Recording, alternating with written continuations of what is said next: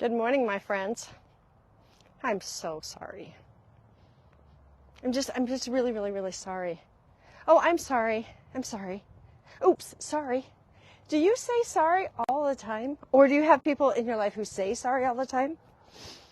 We're going to bust through that one today on why saying sorry isn't appropriate. And in fact, at times it's kind of rude. And at times it's,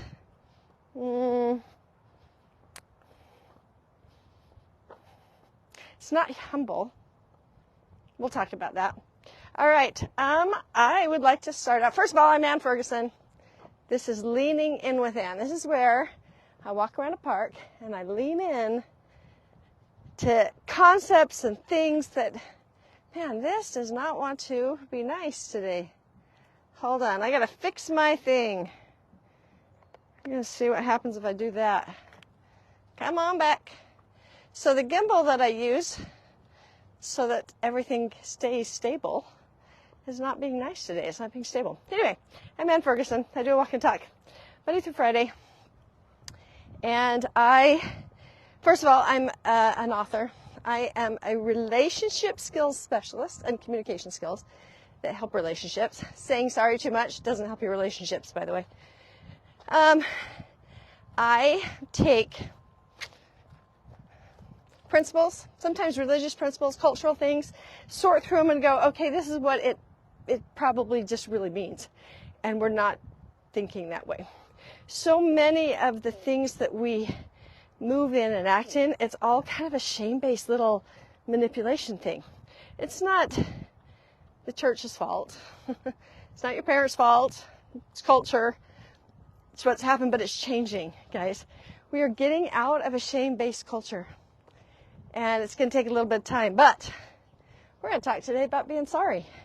Because, I don't know, that might be driven out of shame. What do you think? Probably. Okay, let's pick apart when and why we were taught to say I'm sorry. So, when you were fighting with your brother or sister, when you made a mess, when you didn't, quote, listen, in other words, if you didn't obey,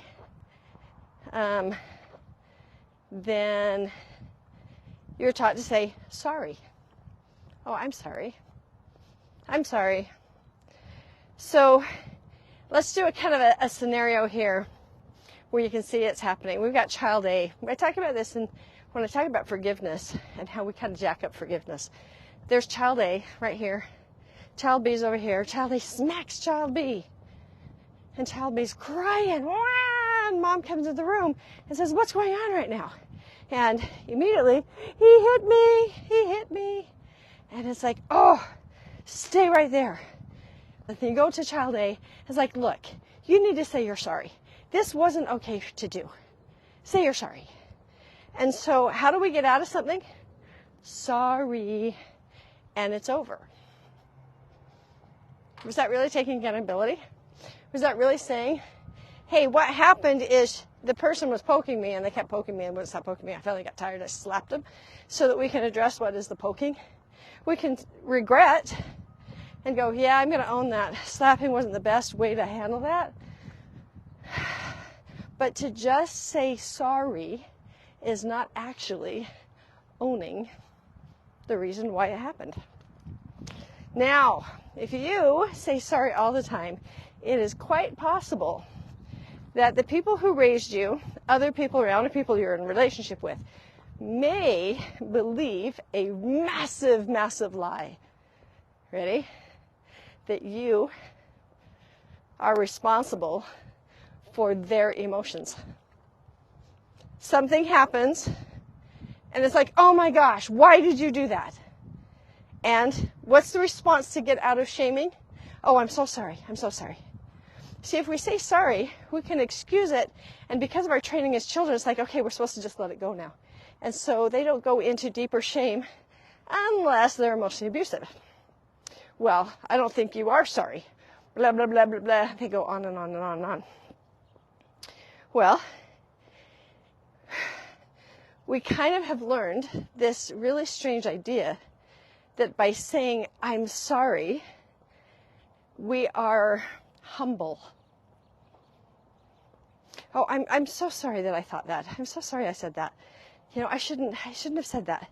It's because you've been pounded and people haven't listened to you that you say you're sorry, or that you're supposed to take responsibility for something that's not yours.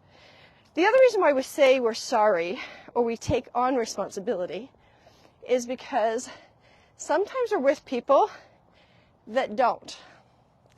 I see this all the time in the relationship skills training that I do, where people speak and they will tell me what went on and they will make it their fault. Why? Because the other person's probably blaming them, for one thing.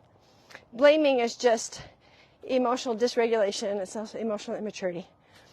But when you take on the blame and go, you're right, what that is about is if you are the one at fault, you can control something. You can fix you. You can change your behavior. You can do it right. And therefore, the relationship that's hanging on by a thread is your responsibility. If you were just better, if you could just behave, if you could just read minds, if you could just stop doing what you do as a human, then everything would be okay. And that's just not true. And that one's really, really, really hard to stop blaming yourself. Why? Because there's hope. When you blame yourself, there's hope because you could fix it. When you stop blaming yourself and you look at the other person and go, actually, this isn't me. When you can do that, you got to hope that the other person's going to take responsibility and grow up and get some emotional maturity and, skills. They're just acting with what they were trained in, honestly. That's really scary.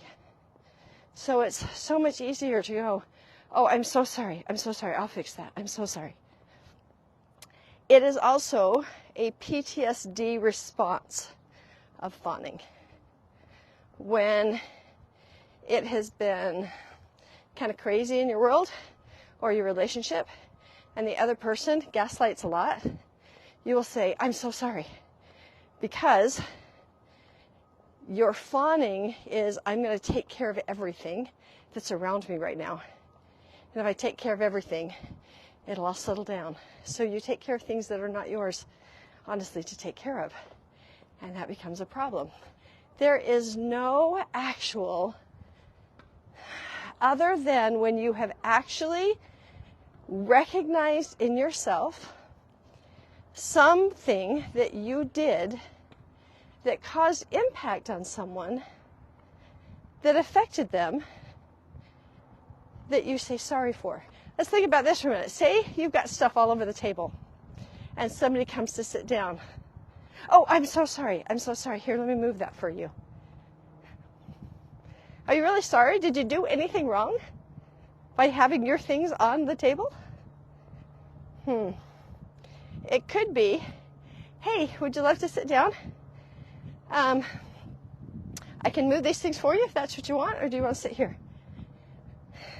That's more communication. It's not just sorry. Oh, I'm so sorry, I'm in the way. A lot of times, if you say sorry all the time, there is an underlying belief that you are in the way and that you are a burden. So if somebody has got their stuff spread out on the table and somebody else comes to sit down, are you actually a burden? Or was what you were doing by spreading out around the table actually productive and something that lifted you up and made you happy?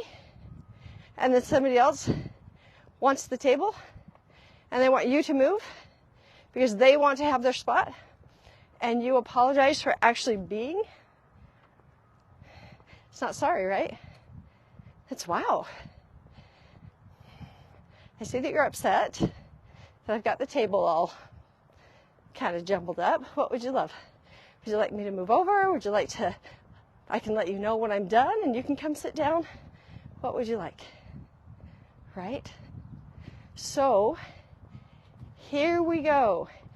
There is sorry submission that is not actually humility. This is where you think, you feel like you've been taking over, you feel like you're in the way, you feel like what you have to say is irrelevant. Maybe you say something and somebody goes, actually, no. And you go, oh, I'm so sorry. I'm sorry. I shouldn't have said anything. It's just a PTSD response, friends. So there's the submission thing, and then there's assertiveness, which is where we need to get to, and there's aggressiveness that we don't want to. We don't ever want to be a bully. People who say sorry all the time have been bullied, and they don't want to be a bully, and they don't want anybody to think that they're a bully, so they say sorry. I'm so sorry. But, ooh, friends, this is a stinker. Are you ready for it? Do you know it's rude to say you're sorry sometimes? So have you ever been talking and explaining a situation and kind of share your awareness of somebody else, and they go, oh, I'm so sorry. Oh, I'm so sorry. I'm so sorry. And you're like, no, you didn't do anything wrong. I'm just talking to you. It actually interrupts the thought process and causes a disruption. But the other thing, it causes the speaker to all of a sudden feel like they need to nurture you.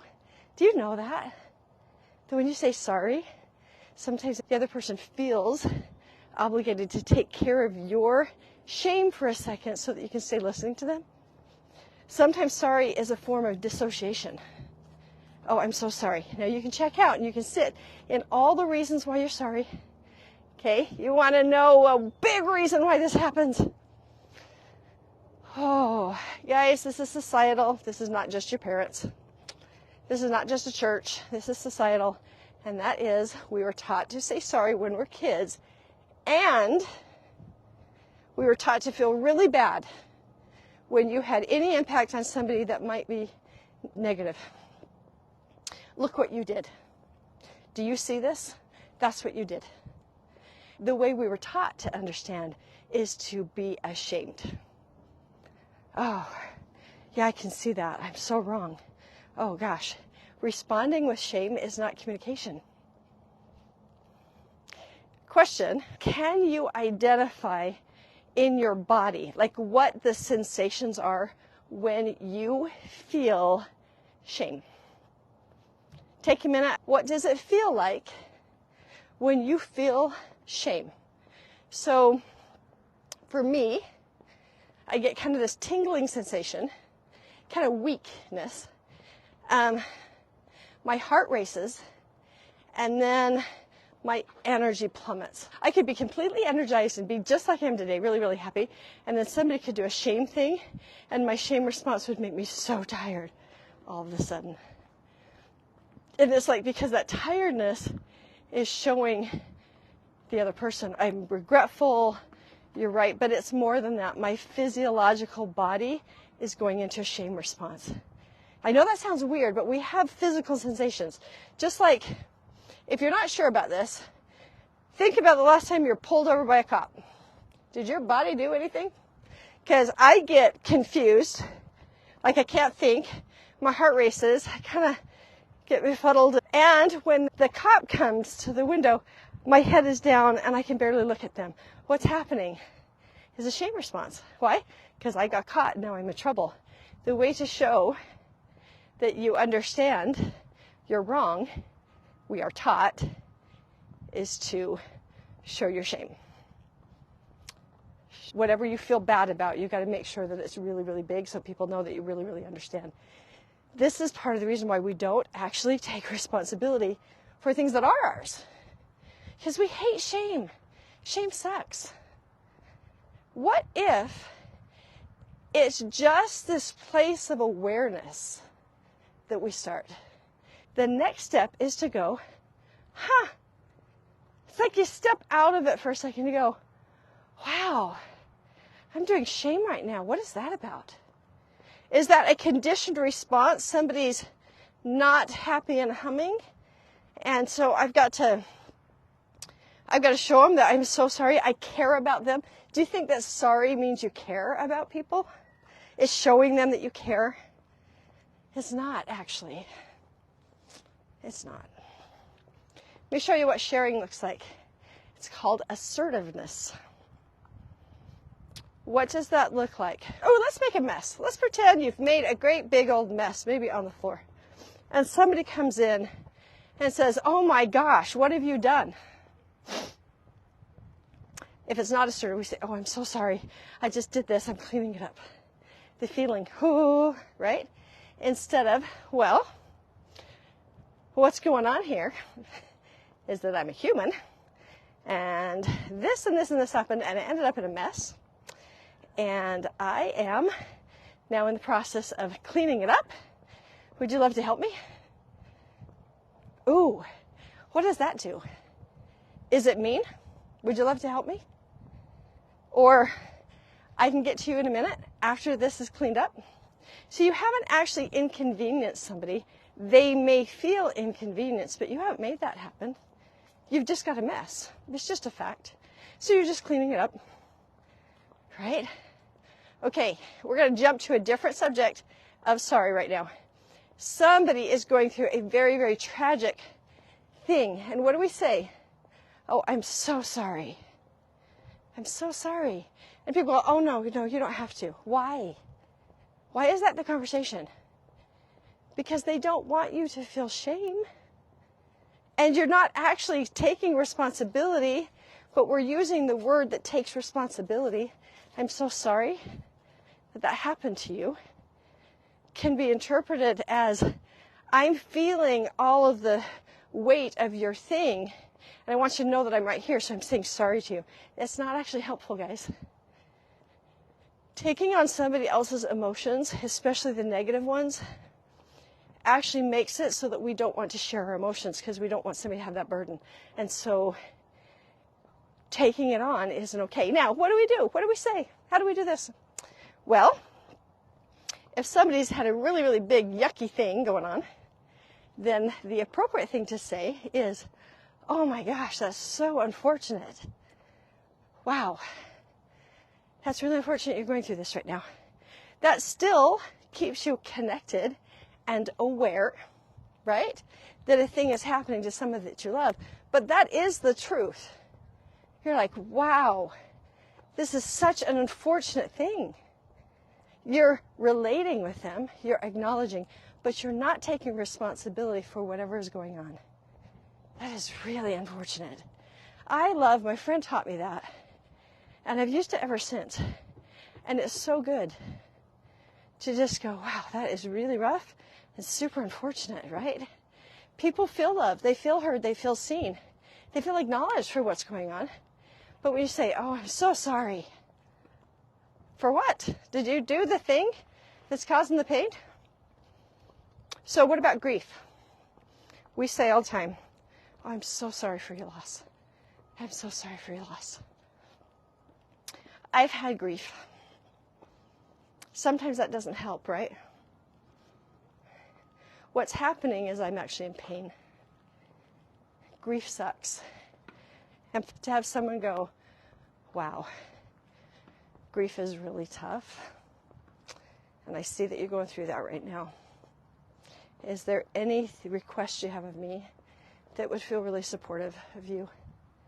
Okay, that's not just the, oh, I'm so sorry you're in pain. That's the connection. Somebody may say, no, I'm good.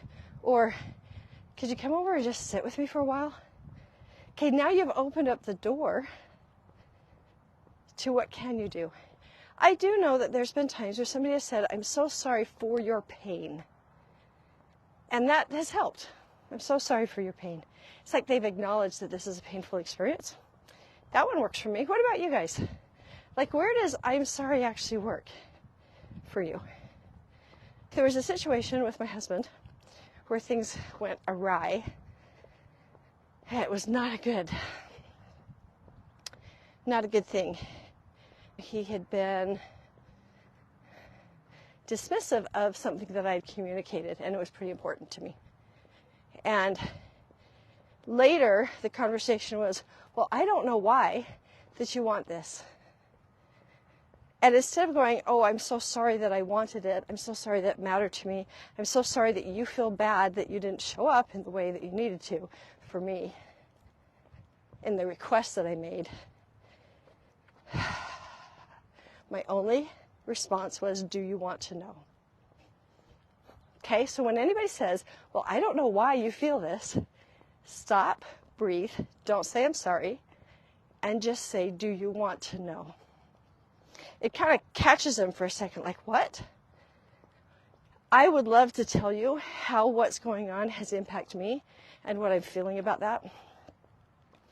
You need to be open and ready to receive what I'm saying. And open and ready to receive means not immediately jumping into the shame bubble that shuts us all down. Have you ever tried to have a conversation with somebody and immediately they go into shame? It's kind of rude, right? Like they stop hearing you.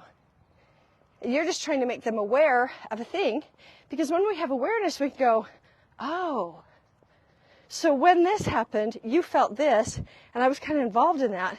Now I know that that is a response that you have. And it's my behavior's impacted that. I appreciate knowing that. That's different than having somebody physically present and going la la la, or their nervous system flooding them. Not that they're in charge of this, but their nervous system floods and they've got a headache and their blood pressure is up and they can't even function. Why? Because they have been trained that when you say you did something, we're trained to go into shame. Did you know that's why it's happening? So you can preempt this when you're trying to talk to somebody who says sorry all the time. Okay, look, I would love you to hear that I am not blaming, accusing you. What I want this conversation to be is I want you to be aware of some impact that you had. If you're in a place to be able to hear me, I would love to share that. And if you're not, that's fine. Let's get closer. Let's hang out for a little while so you know I think you're okay. But this has had impact, and let me know when you're ready to hear it. Because that's all that matters. When you're trying to explain something and giving feedback, you're just wanting somebody to be aware. Shame doesn't allow us to be aware, you guys. Now, I'm not going to shame you into not having shame. Every single emotion that we feel is a valid emotion, because emotions just are. They're not right, wrong, good, or bad. Somebody says something to you, and maybe because they're an authority figure, you immediately go into shame. Somebody else can say the exact same thing, and because they're younger than you, you go into explanation and assertiveness. They didn't make you feel shame.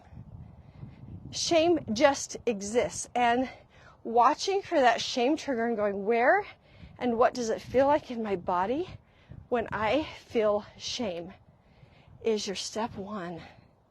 Your body will tell you what you're feeling before your mind can connect with it.